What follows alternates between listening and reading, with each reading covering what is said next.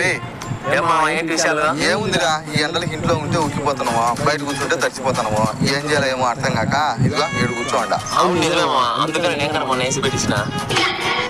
అవునా, గట్టిగా కట్ చేద్దాం ఒకరా.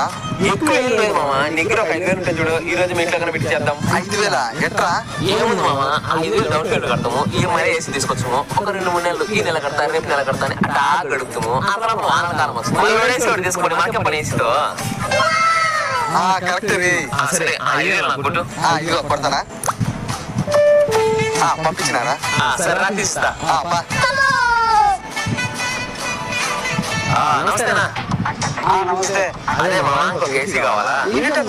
1.5-2 వచ్చేసానా? ఎందుకు రండి కేజీలా మోసుకోలేము, ఒక 10-20 కేజీలు వస్తుర్రా. కంపల్సరీ కింద కూర్చుంటే ఏసీ కొనడానికి తీసుకొచ్చి ఇట్లే ఉంటది.